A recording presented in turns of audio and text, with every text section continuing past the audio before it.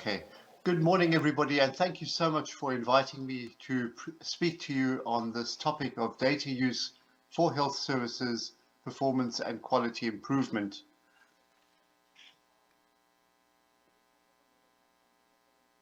I am Dr. Rudy Eggers. I'm the Director of Integrated Health Services in the World Health Organization. The department that I lead provides support to countries on providing equitable access to integrated health services. That includes promotion, prevention, curative services, rehabilitative services, palliative care, etc.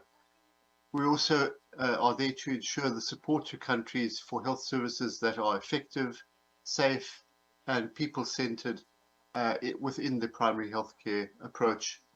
And then finally, we're there to support country capacities to assess, monitor the performance of health services. Now, the declaration of Astana was actually the entry point for our department.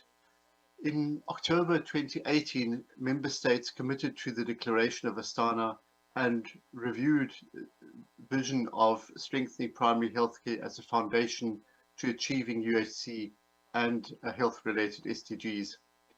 PHC was defined as a whole of society approach comprising three interrelated components: multi-sectoral policy and action, empowered people and communities, and integrated health services with an emphasis on primary care and essential public health functions.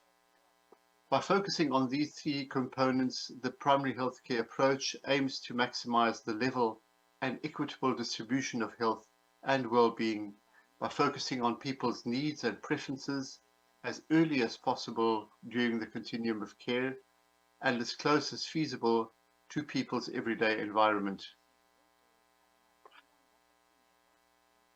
WHO developed the Phc Operational Framework in response to the member states' request in the World Health Assembly Resolution 72.2 to provide an operational frame to support countries to implement the Phc vision as laid out in the 2018 Declaration of Astana.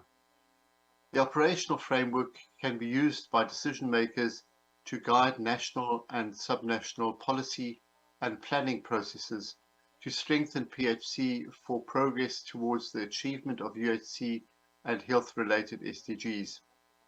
It includes 14 core strategic and operational levers around which countries can take actions and make investments to strengthen health systems and integrated health services. It is supported by a companion on PHC measurement and indication to provide guidance to countries on monitoring and reporting on progress made towards strengthening PHC.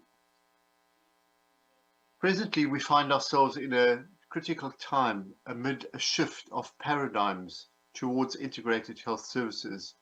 We are moving from disease-based to needs-based systems, from a focus on individuals to a focus on populations, from acute care to broad continuum of care, from the fragmentation of networks of integrated service delivery across the health work, and the measurement of volumes of services delivered to the quality of those services and the appropriateness of care delivered in the appropriate setting, and from a reactive system to one that proactively prepares for future emergencies.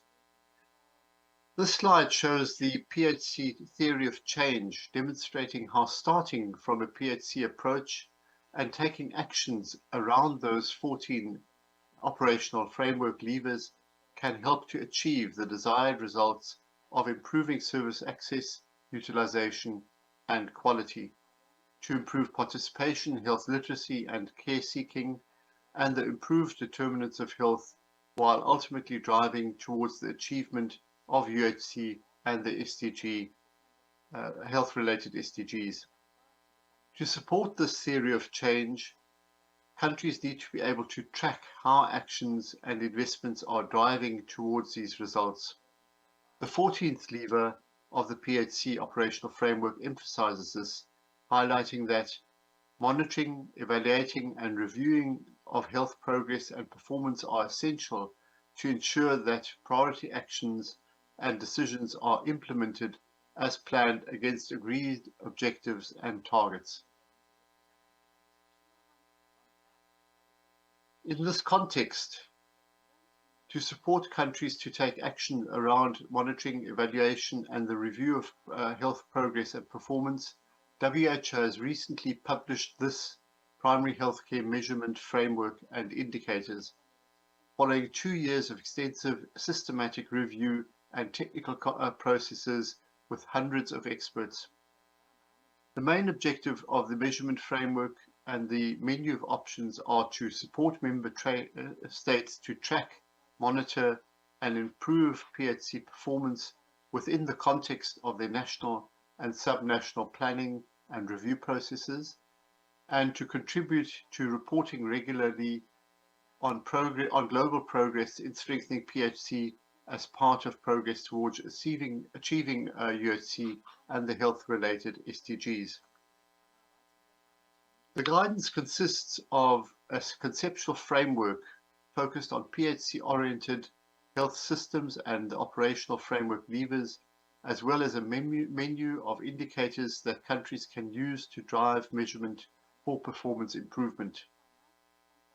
The added value of the framework and the indicators is that it is responsive to the national priorities by providing a menu of indicators that countries can prioritize, select, and adapt based on the context, health system maturity, priorities, and gaps in line with the national health plans. It is relevant to all settings regardless of income level and health system maturity. It elevates PHC by providing a focus on novel measurement areas such as those related to high quality, people-centered, integrated health services, and it embeds PHC monitoring within broader health systems monitoring, and it is linked to UHC and the SDGs. While the framework primarily targets national and subnational decision makers, we expect that it is also useful to health program managers, other international partners, NGOs, and civil societies involved in the PHC strengthening. The conceptual framework is based on traditional logical results chains framework, illustrating the relationships between the structure, inputs, processes, outputs, outcomes, and impact. The main focus of this framework is denoted by the blue-green box in the middle, which includes the health system's determinants and the service delivery processes and outputs related to the strengthening primary healthcare capacities and performance. Given that PHC sits within a broader framework, a broader approach for making progress towards UHC and improved health, it is important to use the UHC framework in conjunction with indicators of outcome and impact, which is shown on the right-hand side of the figure, so that countries can assess how the improvement in PHC-oriented health systems care can progress towards overall objectives of UHC and improved health status. As such, the framework has been embedded within its broader view to support monitoring impact overall. Looking at this in more detail and closer up, within the green box are measurements of the domains that are important to track, monitor, and assess to the PHC progress based on recommended actions, interventions, and levers of operational framework. This includes measurement domains and subdomains related to critical health systems determinants, such as governance, financing, infrastructure, health workforce, medicines, and health products, which are on the light blue on the left-hand side. It also includes the measurement domains related to service delivery processes that can promote comprehensive, high-quality, integrated, people-centered health services across the life course, shown on the right-hand side, from the promotion and prevention of treatment, rehabilitation, and palliation. This section of the frameworks include measurements domains related to models of care, systems of improved quality of care, systems for ensuring resilient health facilities and services, and the access, availability, and quality of care.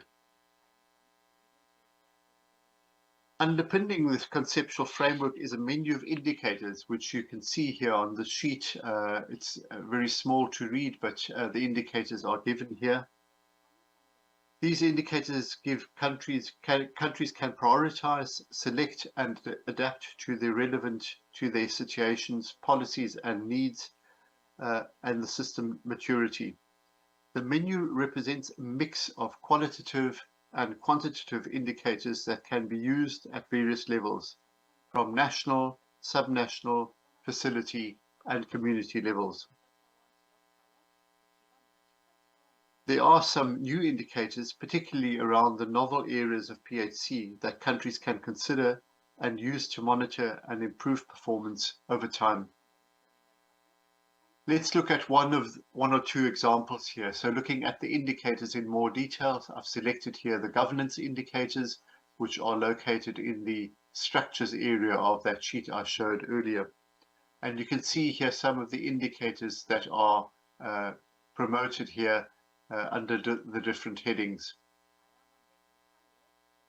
Looking at another example, this is a set of indicators that look at the models of care, which is located in the center here, looking at things such as the selection and planning of services, service design, organization and facility management, community linkages and engagements, and the related indicators that you can see on the right-hand side.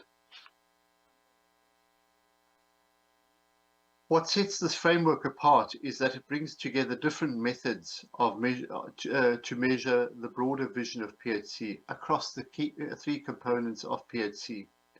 It includes novel measures to assess and monitor how countries are defining the integrated health services, including those mentioned in the previous slides on how services are selected, designed, organized, and managed across different service providers and platforms, and multidisciplinary teams to promote equitable and integrated person-centered care.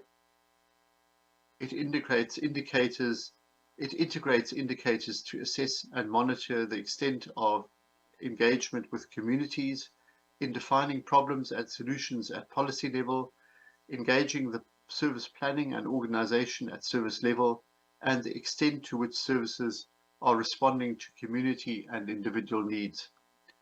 And it also includes measures to assess the extent to which a health system in all policy approaches and multi-sectoral coordination mechanisms have been adopted to address the broader determinants for health. The framework also allows for the decision makers to monitor critical cross-cutting dimensions of equity, quality, and resilience, which are at the heart of PHC and UHC. For example, equity can be measured through the disaggregation of key indicators on measures of inequality, including socioeconomic status, weight, and residence. Dimensions for quality are also embedded across the framework within the domains of governance and policy framework, health system determinants, and systems for quality of care. And resilience can be measured through a number of indicators that are aligned with emergency preparedness and response frameworks.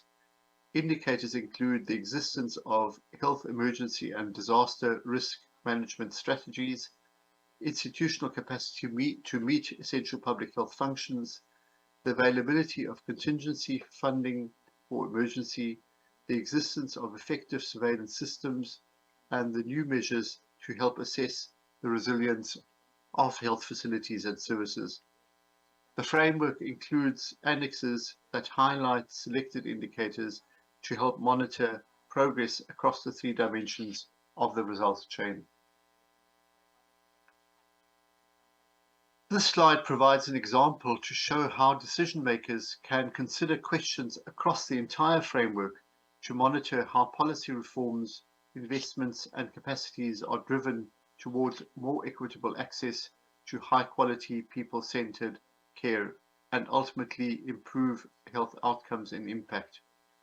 Walking through the service from the structures, inputs, asking the questions that are highlighted here, countries can consider the questions across the entire results chains to analyze the situation, to identify their gaps, and to take actions to strengthen those areas. This process can also be applied to assess cross-cutting dimensions such as quality, resilience, and equity across the system. For example, as noted previously, the framework includes many indicators embedded across its results chain to help assess, monitor, and improve quality of care.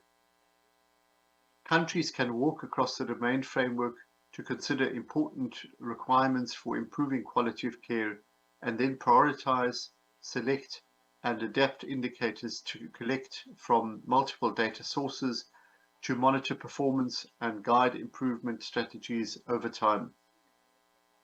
This includes indicators to help assess whether a national or subnational policy exists to guide quality improvement, whether facilities are meeting basic WASH standards, whether accreditation and regulatory mechanisms to support safe delivery of care exists, whether facilities have quality improvement structures in place, such as dedicated resources, regular use of QI, cycles, audits, learning systems, and the availability of guidelines, protocols, and checklists, systems for adverse event reporting, and systems to measure patient experience. Whether care is delivered in a way that is effective, adheres to standards, and is safe both to patients and providers. This is an example of a country profile developed by the Primary Healthcare Performance Initiative, of which WHO is a partner organization, showing how indicators can come together to provide a snapshot of the situation in the country to inform decision makers. These profile scorecards can help identify where systems are weak and may require additional investment and actions such as around quality of care. An updated profile more fully aligned with the PHC monitoring framework and indicators will be published soon. To note, while I have mostly discussed the use of framework at national level thus far, it can help to monitor performance of data across different levels, including to improve service provision and quality from the national, district to hospital and primary healthcare levels, using this structure here, looking at objectives, use, users, and the implications thereof. Of course, we all know effective and comprehensive monitoring at different levels will require data from a broad range of functioning data systems, and many examples are seen here. You can see here the different methods being used across the different levels, what it measures, how it is done, and at what frequency. Countries are encouraged to invest in these existing systems, but also in innovative methods and tools, such as new key informants, provider, facility, or patient surveys to fill remaining data gaps. In this setting, IHS is currently developing a health systems performance assessment toolkit, or HSPA toolkit, of data collection tools and guidance for monitoring the PHC-oriented health systems. The new tool will include a new national qualitative assessment to help assess governance structures, as well as PHC-oriented models of care and service delivery processes. A new rapid and innovative facility assessments to regularly assess systems for improved quality, safety, resilience, and IPC capacity of the facilities and services.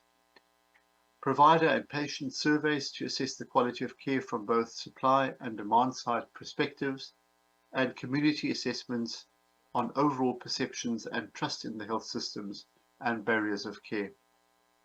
The toolkit will also include overall guidance on strengthening health systems performance and assessment capacity, including existing systems such as RHIS, record reviews, etc., as well as innovative methods for assessing quality of care, such as through integrated clinical case-based reviews.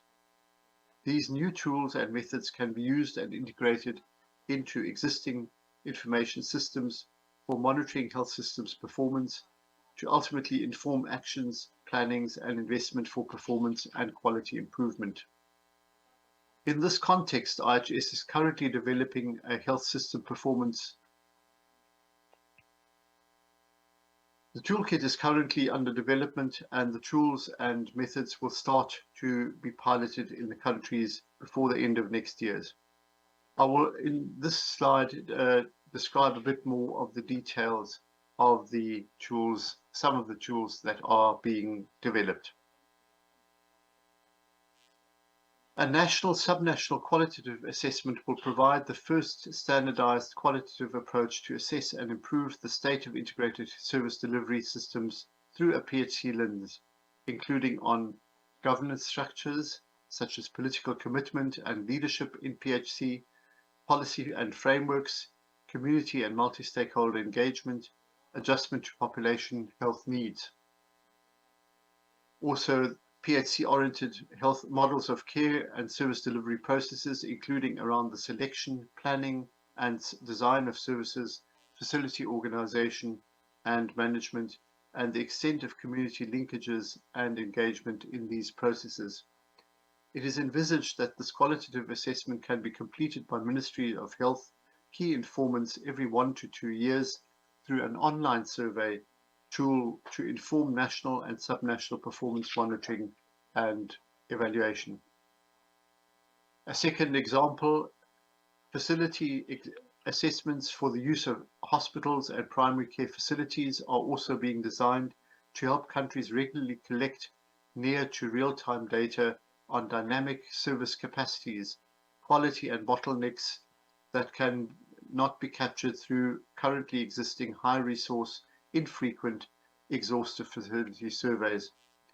The rapid assessment will focus on key capacity requirements to deliver high-quality integrated health services, including facility infrastructure, availability of medicines and health products, facility organization and management, community linkages and engagement, systems for quality improvement and resilience of services, the service availability and readiness, and provider availability. The proposed methodology is rapid, phone-based interviews with hospital and PHC managers, supported through online data entry through the guidance, though the guidance will include options for country adaptation and other modalities. More and rapid regular collection of this dynamic data will support PHC and the hospital quality improvement and monitoring while feeding into national and subnational performance monitoring. A third example is the patient-reported experience in primary care. To help inform the quality of integrated health services based on patient perspectives and experiences, a patient questionnaire has also been developed to help countries rapidly collect information on patient experience of integrated health services in the delivery of primary care. This standardized tool focuses on the 5 core C's of primary care: first contact accessibility, continuity, comprehensiveness, coordination, and people-centeredness of care, but then also the professional competence, safety, and general experience. While the proposed methodology is through rapid telephone surveys, guidance will be provided for the implementation through other modalities. To note, a similar patient questionnaire is also under development to support the assessment of quality of care received in hospitals. The PHC measurement framework and indicators and supporting a HISPA toolkit and guidance can help countries to implement more comprehensive health services monitoring for the improvement of high-quality integrated health services across the levels. The recommended steps for country implementation are noted here, starting with aligning the PHC monitoring with the national health sector planning and review processes, tailoring and prioritizing indicators from PHC menu of indicators based on the national health context, priority needs, and health systems maturity. Conducting a rapid situation analysis using available qualitative and quantitative data to set baselines and targets. Continuing to strengthen existing data monitoring systems in countries while investing in innovative methods and tools, for examples provided through the HESPA Toolkit to fill major data gaps.